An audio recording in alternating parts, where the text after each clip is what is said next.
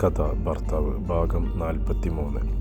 ശ്യാം സുന്ദർ രാത്രി തന്നെ തൻ്റെ മുതലാളി സോമരാജനെ വിളിച്ച് കാര്യം പറഞ്ഞിരുന്നു. വൈകിട്ട് വീട്ടിൽ പോലീസ് വന്നതും നാളെ രാവിലെ സ്റ്റേഷനിൽ ചെല്ലാൻ നിർദ്ദേശിച്ചിട്ടുള്ളതും അതിൻ്റെ ഹേതു തൻ്റെ ഭാര്യയാകാൻ ചാൻസ് ഉണ്ടെന്ന വിവരവും അവൻ അയാളെ അറിയിച്ചു. സോമരാജൻ സ്റ്റേഷനിൽ വിളിച്ച് തനിക്ക് പരിചയമുള്ള ഒരു പോലീസുകാരനോട് ശ്യാം സുന്ദറിനെതിരെ ലഭിച്ച പരാതിയെപ്പറ്റി ആരാഞ്ഞു. അയാളുടെ ഭാര്യയാണ് പരാതിക്കാരിയെന്നും കൂടുതൽ വിവരമൊന്നും അറിയില്ലെന്നും ഉള്ള മറുപടിയാണ് സോമരാജന് ലഭിച്ചത്. രാവിലെ സോമരാജൻ കാറുമായി ശ്യാമിനെ സ്റ്റേഷനിലേക്ക് കൂട്ടിക്കൊണ്ടുപോകാൻ വന്നു. വിനു വരണ്ടേ മോനെ, അവന് വരണമെന്നാണല്ലോ ഇന്നലെ വന്ന പോലീസുകാരൻ പറഞ്ഞത്. ശ്യാം സുന്ദർ പോകാനിറങ്ങുമ്പോൾ സുന്ദരേശൻ ചോദിച്ചു. എന്തിന്? അവനാണോ അവളുടെ ഭർത്താവ്? അല്ലല്ലോ. പരാതിയുള്ളത് എനിക്കെതിരല്ലേ? അപ്പോൾ ഞാനാണ് ഹാജരാകേണ്ടത്. വിനു എവിടെ? അവനോട് വരാൻ പറഞ്ഞിട്ടുള്ളതല്ലേ എന്ന് അവർ ചോദിച്ചാലോ? അവൻ എറണാകുളത്തിന് മടങ്ങിപ്പോയി. ഇനി 4 ആഴ്ച കഴിഞ്ഞ് വരൂ എന്ന്. അവന് എക്സാമുള്ള ദിവസമാണ്. വേണമെങ്കിൽ അവൻ ഇനി അവധിക്ക് വരുമ്പോൾ സ്റ്റേഷനിൽ നമ്മൾ അറിയിക്കും. അപ്പോൾ SIക്കോ സർക്കിളിനോ SP-ക്കോ ആർക്ക് വേണമെങ്കിൽ അവനെ ഇവിടെ വന്ന് കാണാം, ശ്യാം സുന്ദർ പറഞ്ഞു. അച്ഛൻ പേടിക്കണ്ട, വിനുവിനെ അവർ ചോദിക്കില്ല. ചോദിച്ചാലും അവർക്കുള്ള മറുപടി ഞാൻ കൊടുത്തോളാം. അവനില്ല ഇവിടെ? സോമരാജൻ തിരക്കി. ഇല്ല, പുറത്തേക്ക് പോയി. അവന് ഏതോ കൂട്ടുകാരനെ കാണാനുണ്ടെന്ന് പറഞ്ഞു. സോമരാജൻ ശ്യാമിനെയും കൂട്ടി അപ്പോൾ തന്നെ സ്റ്റേഷനിലേക്ക് പോയി. കാർ പുറത്തൊതുക്കിയിട്ട ശേഷം അവിടെ ഇരുന്നും കൊണ്ട് അയാൾ സ്റ്റേഷനിലേക്ക് ഫോൺ ചെയ്ത് തൻ്റെ പരിചയക്കാരൻ പോലീസുകാരനോട് SI എത്തിയിട്ടുണ്ടോ എന്ന് തിരക്കി. സാർ ഇപ്പോൾ വന്നതേ ഉള്ളൂ എന്നും 10 മിനിറ്റിന് ശേഷം വന്നാൽ മതിയെന്നും ആ പോലീസുകാരൻ പറഞ്ഞതനുസരിച്ച് അവർ അവിടെ കാറിൽ തന്നെ വെയിറ്റ് ചെയ്തു. 15 മിനിറ്റുകൾക്ക് ശേഷം കയറിപ്പോന്നാൽ സോമരാജൻ്റെ ഫോണിലേക്ക് പോലീസുകാരൻ്റെ വിളി വന്നു. സോമരാജൻ ശ്യാമിനെയും കൂട്ടി വരുമ്പോൾ ആ പോലീസുകാരൻ ഓടി വന്ന് അവരെ SI ജേക്കബ് തോമസിൻ്റെ റൂമിലേക്ക് കൂട്ടിക്കൊണ്ടുപോയി. കയറി ചെല്ല്, അയാൾ വാതിൽക്കൽ നിന്നുകൊണ്ട് അവരോട് നിർദ്ദേശിച്ചു. സോമരാജൻ മുന്നിലും ശ്യാം സുന്ദർ തൊട്ട് പിന്നിലുമായി അവർ SIക്ക് മുൻപിൽ എത്തി നിന്നു. തലേ ദിവസം ശ്രീലേഖ നൽകിയ പരാതി അയാൾക്ക് മുമ്പിൽ ഇരിപ്പുണ്ടായിരുന്നു. സോമരാജൻ പരിചിതഭാവത്തിൽ SIയെ നോക്കി കൈകൂപ്പി. അയാൾ എന്തെന്ന അർത്ഥത്തിൽ അവരെ നോക്കി. സാർ ഞങ്ങളോട് വരാൻ പറഞ്ഞിട്ടുണ്ടായിരുന്നു, സോമരാജൻ വിനയത്തോടെ പറഞ്ഞു. ശ്യാം സുന്ദർ, ആ ചെറുപ്പക്കാരൻ പോലീസുകാരൻ കസേരയിലേക്ക് പിന്നിലേക്ക് ചാഞ്ഞിരുന്നു കൊണ്ട് അവരെ ഗൗരവത്തിൽ അടിമുടി നോക്കി. അതെ സാർ, സോമരാജൻ പറഞ്ഞു. ഇവനാണ് തൻ്റെ അനുജൻ വിനു? SI ശ്യാമിനെ നോക്കി ചോദിച്ചു. അല്ല സാർ, ഇത് ശ്യാമാണ്. സോമരാജൻ ശ്യാമിന് പിന്നിലേക്ക് മാറി നിന്നു. അപ്പോൾ താനാരാ? ഇൻസ്പെക്ടർ സോമരാജന് നേരെ വിരൽ ചൂണ്ടി. എൻ്റെ തൊഴിലാളിയാണ് സാർ, ശ്യാം. ഓ, അത് ശരി. അപ്പോൾ മുതലാളി തൊഴിലാളിയുടെ സംരക്ഷണാർത്ഥം കൂടെ വന്നതാണല്ലേ? നിൻ്റെ അനിയനെ വിടറാ. 2 പേരും കൂടി വന്ന് ഹാജരാകണമെന്ന് പറഞ്ഞിട്ടല്ലേ ഇന്നലെ അവർ പോന്നത്? അവനെന്താടാ പോലീസുകാരെയും പോലീസ് സ്റ്റേഷനും അലർജിയാണോ? സാർ, അവൻ എറണാകുളത്തേക്ക് മടങ്ങിപ്പോയി. അവിടെയാണ് ശ്യാമിൻ്റെ അനുജൻ പഠിക്കുന്നത്. ഇന്നവന് എക്സാമുള്ള ദിവസമാണ് സാർ. ഇൻസ്പെക്ടറുടെ ചോദ്യം ശ്യാമിനോടായിരുന്നെങ്കിലും മറുപടി പറഞ്ഞത് സോമരാജനാണ്. മിണ്ടരുത് താൻ. തന്നോടല്ല എൻ്റെ ചോദ്യം. അനാവശ്യമായി ഇനി താൻ വായ തുറന്നാൽ കരണത്തടി തരും. പുറത്തിറങ്ങി നിൽക്ക്.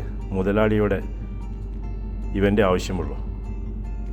അയാൾ വെളിയിലേക്ക് വിരൽ ചൂണ്ടി. ഇൻസ്പെക്ടറുടെ നോട്ടം കണ്ടതോടെ കാര്യം പന്തിയില്ലെന്ന് തോന്നിയതിനാൽ ശ്യാമിനൊന്ന് നോക്കി ധൈര്യം കൊടുത്ത ശേഷം അയാൾ പുറത്തേക്കിറങ്ങി. തൻ്റെ കയ്യിൽ ഫോണില്ലേ? SI ശ്യാം സുന്ദറിനോട് ചോദിച്ചു. ഉവ്വ് സാർ. എങ്കിൽ ഫോണെടുത്ത് എൻ്റെ അനുജനെ വിളിക്ക്. 10 മിനിറ്റിനുള്ളിൽ ഇവിടെ എത്തിക്കണമെന്ന് പറയും. അവനിവിടെ വരാതെ ഈ കേസിൽ ഒരു സന്ധിയില്ല. കേട്ടല്ലോ? ശ്യാംസുന്ദർ, സാർ അവൻ രാവിലെ പുറപ്പെട്ടതാണ്. അവരിപ്പോൾ പകുതി വഴി പിന്നിട്ടിട്ടുണ്ടാകും. ശ്യാംസുന്ദർ വിട്ടുകൊടുക്കാതെ പറഞ്ഞു. പകുതി വഴിയോ? സമയം ഇപ്പോൾ 11 മണി ആകുന്നില്ലടോ. അവനിന്ന് എക്സാം ഉള്ളതല്ലേ? ഇനി എപ്പോൾ എറണാകുളത്ത് ചെന്നിട്ടാടോ തൻ്റെ അനിയൻ എക്സാം വലത്തുന്നത്? എൻ്റെ മുമ്പിൽ നിന്ന് അടവും തിരുവാതിരയും എടുക്കാതെ പെട്ടെന്ന് വിളിച്ച് അവനോട് ഇങ്ങോട്ട് വരാൻ പറയേ. അവൻ ഇപ്പോൾ ഇവിടെ വന്നില്ലെങ്കിൽ ഞാൻ തീരുമാനിക്കുന്ന അന്ന് വരെ ഒറ്റ ദിവസം ഒഴിയാതെ നീ ഈ പോലീസ് സ്റ്റേഷനിൽ തിണ്ണനിറങ്ങും. അത് വേണ്ടെന്നുണ്ടെങ്കിൽ പെട്ടെന്ന് അവനോട് ഇങ്ങോട്ട് വരാൻ പറയേ. സാർ, അവൻ മിണ്ടരുത്. കള്ളത്തരം പറയാനേ നീ ഇനി വായ തുറക്കരുത്. നിൻ്റെ അനിയനെ നീ എവിടെ ഒളിപ്പിച്ചു വെച്ചിട്ടുണ്ടെങ്കിലും നീ തന്നെ അവനെ ഇവിടെ എത്തിക്കണം. അയാൾ യാതൊരുവിധ ഒത്തുതീർപ്പിനും തയ്യാറല്ലെന്ന മട്ടിൽ ഇരിക്കുകയാണ്. സാർ, ഞാൻ പുറത്തുനിന്ന് ഫോൺ ചെയ്തോട്ടെ? ശ്യാംസുന്ദർ ഫോൺ കയ്യിലെടുത്തും കൊണ്ട് സന്ദേഹത്തോടെ നിന്നു.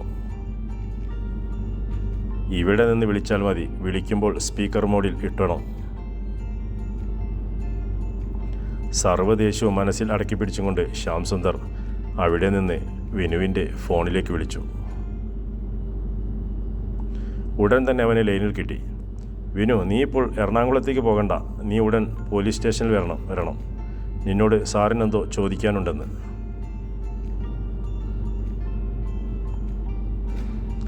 എന്നോട് എന്ത് ചോദിക്കാൻ? ആർക്കാ ശ്യാമേട്ട എന്നെ കാണാഞ്ഞിട്ട് വല്ലാത്ത ക്രിമികടി? SIക്കാണോ അതോ സർക്കിളിനോ? അവന്മാരുടെ വീട്ടിൽ നിന്ന് ഇനി എനിക്ക് പെണ്ണ് കെട്ടിച്ചു തരാനെങ്ങാനും ആണോ? എനിക്കിപ്പോൾ വരാൻ സമയമില്ലെന്ന് പറയും അവന്മാരോട്. വൈകിട്ടാക്കണ്ട, ഞാൻ ഷിജുവിൻ്റെ കൂടെ ഒരിടം വരെ പോവാണ്. വൈകിട്ട് തിരിച്ചു വരൂ. വിനു, നിന്നോട് പറയുന്നതനുസരിക്ക്. ഷിജുവിൻ്റെ കൂടെ നിനക്ക് പിന്നീട് പോകാം. ഇപ്പോൾ നീ ഇങ്ങോട്ട് വന്നേ മതിയാകൂ. ശ്യാംസുന്ദറിൻ്റെ വാചകത്തിലെ അപകട സൂചന അവന് മനസ്സിലായി കഴിഞ്ഞിരുന്നു. എന്താ ശ്യാമേട്ട, അവിടെ സീനാണോ? നീ വാ, പെട്ടെന്ന് ഉടൻ തന്നെ നമുക്ക് മടങ്ങിപ്പോകാമെടാ. മറുവശത്ത് കോൾ കട്ടായതോടെ ശ്യാംസുന്ദർ ഫോൺ ഓഫ് ചെയ്തു പോക്കറ്റിലേക്കിട്ടു. തങ്ങൾ സംസാരിച്ചതെല്ലാം കേട്ടിട്ടും കുലുക്കമില്ലാതെ ഇൻസ്പെക്ടർ ഇരിക്കുമെന്ന് കണ്ട് അവന് ആശ്ചര്യമായി. അധിക സമയം കഴിയുന്നതിന് മുമ്പ് തന്നെ വിനു അവിടേക്ക് എത്തിച്ചേർന്നു. ധൈര്യമായി തന്നെ അവൻ ഇൻസ്പെക്ടറുടെ മുമ്പിലേക്ക് വന്നു. നീ മദ്യപിച്ചിട്ടുണ്ടോടാ? അവൻ്റെ ചുവന്ന കണ്ണുകളും അവനിൽ നിന്ന് മദ്യത്തിൻ്റെ ചൂരും അടിച്ചപ്പോൾ SIക്ക് ചോദിച്ചു. ഇത് തിരക്കാനാണോ സാർ എന്നെ ഇങ്ങോട്ട് വിളിച്ചു വരുത്തിയത്? ഇതറിയാനാണെങ്കിൽ സാറിന് അല്പം മുമ്പ് ശ്യാമേട്ടനെ വിളിച്ചപ്പോൾ ആ ഫോൺ വാങ്ങിച്ച് ചോദിച്ചാൽ പോരായിരുന്നു? അവൻ ചൂയിങ്ങം വായിലിട്ട് ചവച്ചും കൊണ്ട് ചോദിച്ചു. ഇൻസ്പെക്ടർ മേശപ്പുറത്തിരുന്ന ബെല്ലിലൊന്ന് തട്ടി. പുറത്തുനിന്ന് ഒന്നിന് പിന്നാലെ ഒന്നായി 3 പോലീസുകാർ ആ റൂമിനുള്ളിലേക്ക് കയറി വന്നു.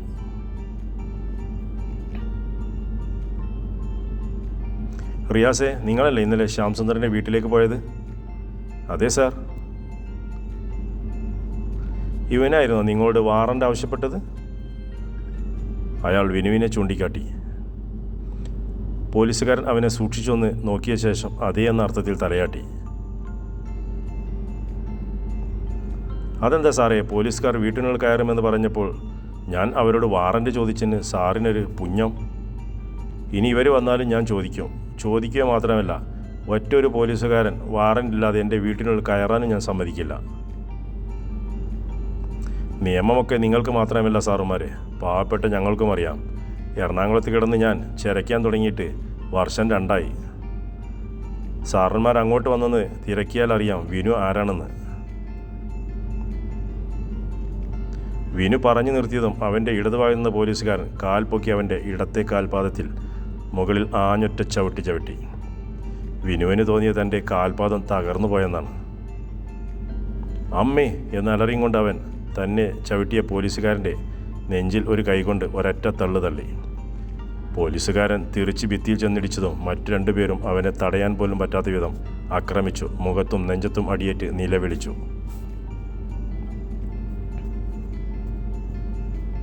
അതിനിടയിൽ ശ്യാംസുന്ദർ ഒരു പോലീസുകാരൻ്റെ കയ്യിൽ കയറി പിടിച്ചു. തൊട്ടുപോകരുത് അവനെ. അവനെന്ത് തെറ്റാ നിങ്ങളോട് ചെയ്തത്? തല്ലരുത് ഇനി അവനെ. അടുത്ത നിമിഷം ശ്യാംസുന്ദറിൻ്റെ കഴുത്തിന് പിടി വീണു. പോലീസ് സ്റ്റേഷനിൽ കയറി പോലീസുകാരെ ആക്രമിക്കുന്നോടാ നായേ? അയാൾ അവൻ്റെ കഴുത്തിന് കുത്തിപ്പിടിച്ച് പിന്നോട്ട് തള്ളിയും കൊണ്ടുപോയി ഭിത്തിയോട് ചേർത്ത് നിർത്തി മുട്ടുകാലുകൊണ്ട് അടിവയറ്റിൽ 3-4 ഇടിയിടിച്ചു. അകത്തെ ഒച്ചവും ബഹളവും കേട്ട് മറ്റു പോലീസുകാരും അവർക്കിടയിലൂടെ നുഴഞ്ഞ് സോമരാജനും അവിടേക്ക് വന്നു.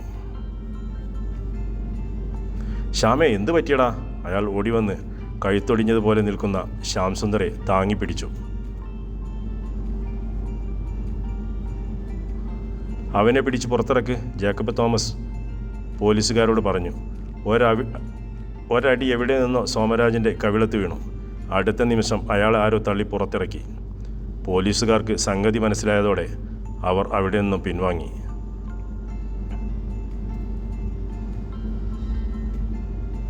ദാസ്, ഇവനെ ഹോസ്പിറ്റലിൽ കൊണ്ടുപോയി രക്തപരിശോധന നടത്തണം. അതിനുശേഷം റിമാൻഡ് ചെയ്തേര്, SI നിർദ്ദേശിച്ചു. നടക്കടാ. 2 പോലീസുകാർ ഇരുവശത്തു നിന്ന് അവൻ്റെ കൈ പിടിച്ചെങ്കിലും അവൻ ചലിച്ചില്ല. നടക്കാൻ നിന്നോടാ പറഞ്ഞത്. ഇറ്റാച്ചി കൊണ്ട് വന്നിട്ടായാലും നിന്നെ ഞങ്ങൾ ഇവിടെ നിന്ന് ഹോസ്പിറ്റലിൽ കൊണ്ടുപോയിരിക്കും. ഞാൻ വരില്ല. എനിക്കൊരു പരിശോധനയും വേണ്ട. നിങ്ങളെന്നെ ഇവിടെ ഇട്ട് തല്ലിച്ചതച്ചിട്ട് എന്നെ റിമാൻഡ് ചെയ്യാൻ പോകണം. ഞാൻ എങ്ങോട്ടും വരില്ല. നിന്നെ റിമാൻഡ് ചെയ്യാനടാ. അത് നിൻ്റെ ബ്ലഡിൽ ആൽക്കഹോൾ ഉണ്ടെങ്കിലേ ഉള്ളൂ. നീ ഇപ്പോൾ ഞങ്ങളുടെ കൂടെ ചുമ്മാ വന്ന് വണ്ടിയിൽ കയറിയിരുന്നാൽ മതി. വാടാ. ശ്യാമേട്ടൻ കാണുന്നില്ലേ ഇത്? അവൻ പിന്തിരിഞ്ഞു നോക്കി ശ്യാമിനെ വിളിച്ചു കേണു.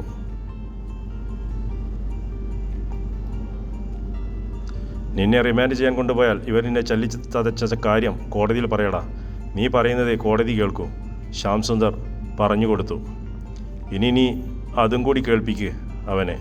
14 ദിവസം കഴിയുമ്പോൾ ജാമ്യം കിട്ടുന്ന വകുപ്പ് വയ്ക്കാമെന്ന് പച്ചപ്പോൾ നീ നിൻ്റെ അനിയനെ പോലീസ് സ്റ്റേഷനിൽ ആക്രമിച്ച കുറ്റത്തിന് ജീവപര്യന്തം വാങ്ങിച്ച് ജയിലിൽ കിടത്തും അല്ലടാ? എങ്കിൽ അത് തന്നെ കാണട്ടെ. ജേക്കബ് തോമസ് അവനെ നോക്കി ചിരിച്ചും കൊണ്ട് പറഞ്ഞു. സോമരാജൻ അപ്പോഴേക്കും അവിടേക്ക് ഓടി വന്നു. സാറേ, വിനുവിനെ എങ്ങോട്ട് കൊണ്ടുപോകാം സാറേ? അവൻ പഠിച്ചുകൊണ്ടിരിക്കുന്ന ചെക്കനാ സാറേ. സോമരാജൻ SIയെ നോക്കി പറഞ്ഞു. അതാ കുഴപ്പം. അവൻ പഠിച്ചുകൊണ്ടിരിക്കുന്നതേ ഉള്ളൂ.